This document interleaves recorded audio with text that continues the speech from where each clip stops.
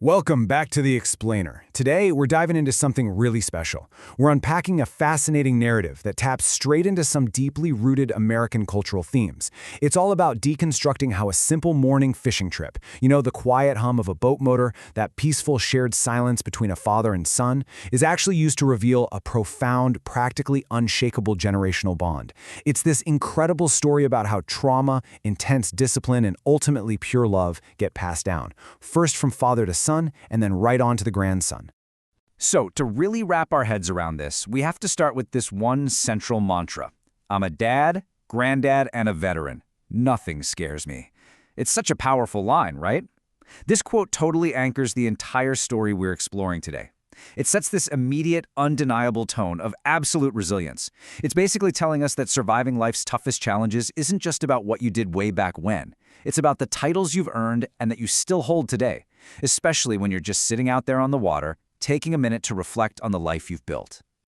Section 1. The Triple Identity. The source material lays out a really clear timeline here, showing an evolution across 3 distinct life stages. First up, we've got the young soldier. This is a guy who literally faced enemy fire and had to survive in incredibly high-stakes environments. Fast forward a bit, and then we have the middle-aged dad. He's trading enemy fire for the relentless, sleepless nights of raising kids, which, let's be real, requires a completely different kind of endurance. And finally, we see the older granddad. Now he's experiencing the pure, peaceful joy of teaching his grandson how to cast a line into a calm lake. His identity evolves so dramatically across these chapters, but you'll notice his fierce commitment to his family remains this constant, unbreakable thread tying his whole life together. And man, when we put these extremes side by side, the emotional weight of his journey hits you like a ton of bricks. On one hand, we're looking at the harsh realities of his military past. We're talking enemy fire, combat bases overseas, and just that heavy, constant tension of service. And then we contrast that directly with his civilian present. A peaceful lake at sunrise, kicking back on a lazy boy, and having these joyful video calls with his family. The narrative places these side by side on purpose. It's highlighting that those quiet fishing trips today, those incredibly serene mornings out on the boat, well, they were hard-earned by the intense sacrifices of yesterday. Section 2. Military Precision Meets Morning Ritual. This part brilliantly illustrates how that intense military discipline from his past beautifully translates into a super quiet civilian morning. Just look at this step-by-step breakdown of his 0400 routine. The alarm goes off at 4 a.m. and boom, it's just a reflex reaction. There's no hitting snooze, no grogginess whatsoever. He grabs his veteran mug, organizes all his fishing tackle with exact, purposeful precision, and then drives out into the pitch-black, pre-dawn darkness. Now picture his young son rubbing the sleep out of his eyes in the passenger seat. To him, this isn't just waking up early. It's an absolute masterclass in preparation and dedication. It shows that relaxing family time is treated with the exact same rigor and respect as a high-stakes military mission. Which actually brings us to a super insightful and honestly classic dad joke quote from the material. 38 years in the military taught me one thing: the early bird gets the fish. I mean, it's a lighthearted moment, sure, but it really drives home how his decades of service directly inform his approach to something as simple and serene as fishing at Miller Lake. He hasn't lost his edge, not at all. He's just completely redirected it toward the quiet pursuit of peace, chasing the perfect catch, and building a family tradition that's going to last for generations. Section 3. The Generational Fishing Bond. You'll notice the narrative leans heavily on this one physical setting, the same peaceful lake at sunrise, acting almost like a sacred backdrop. This is where we literally see the generational baton being passed. First, it's the father carefully guiding his young son's hands on the fishing rod, teaching him the gentle rhythm of the water and the quiet art of the cast. And then, years later, we get this stunning full circle moment where that exact same man, now a granddad, is teaching his grandchild in the exact same spot. It's so much bigger than just catching fish. It's a shared tradition of patience, intense focus, and a quiet presence that completely transcends words. So, right in the middle of this quiet setting, the narrative delivers a huge pivot point. The grandson looks up from the water and asks this incredibly innocent yet deeply profound question. "Grandpa, were you scared in the military?" Wow. This specific moment totally shifts the story. It goes from a simple morning ritual into this deeply resonant exploration of vulnerability, unspoken history, and true generational strength. And then we get the grandfather's response, which is just so stoic and reassuring. He says, "Son, I'm a dad, a granddad, and a veteran. Nothing scares me." Picture him, sitting there in the quiet boat, the water just gently lapping against the hull.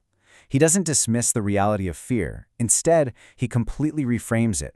By listing his roles as a father and a grandfather first, he's solidifying his fearless legacy right in front of his awestruck grandson. He's basically telling the boy that love and family provide a kind of courage that absolutely outshines the fears of combat.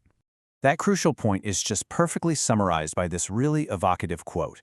Some lessons you learn in combat, some lessons you learn at sunrise on a quiet lake. This so brilliantly captures the dual nature of the lessons he's learned over a lifetime. It shows us that the transition from war to peace isn't just about changing your physical location. It's really about changing how you learn, and more importantly, how you teach the next generation, who's sitting right beside you in the boat waiting for a bite as that morning mist slowly lifts. Section 4. Always one call away.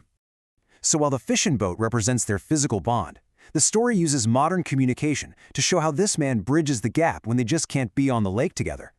We get to trace the whole evolution of how he connects with his family. It starts with those rare, incredibly precious phone calls made to a young soldier stuck on a military base overseas. Then, we see him as a middle-aged dad, staying up super late just for those quick check-in calls with his teenage son. And finally, we see him today, making goofy faces on joyful video calls with his grandkids. And the through line for all of those moments? It's incredibly simple, yet so profound. The text reads, "No matter where he was, he always answered." The narrative puts a huge emphasis on his unwavering reliability. It literally didn't matter if he was a soldier deployed thousands of miles away, or a grandfather sitting in his living room talking about their last great catch. He is always, always present.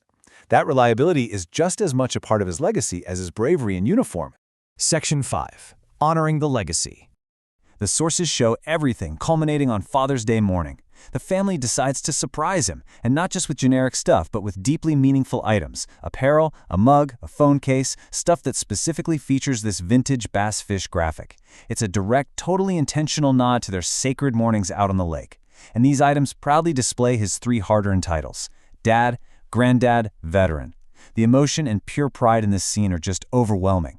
It's this beautiful moment of the family actively acknowledging a literal lifetime of unseen sacrifices, fully validating his long journey from the battlefield right back to the fishing boat. If we really distill this entire narrative down from all the sources we've looked at today, it lands on this single, immensely powerful realization. He gave everything so we could have everything. I mean, that right there is the core message of the explainer. It's a profound statement of family devotion and intense generational gratitude.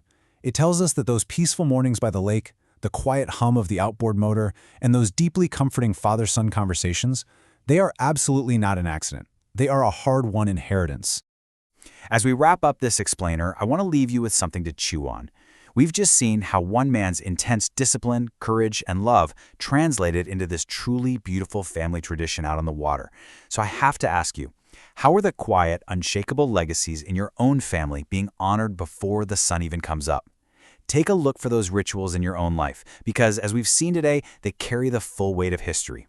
Thanks so much for joining me today, and I'll catch you next time.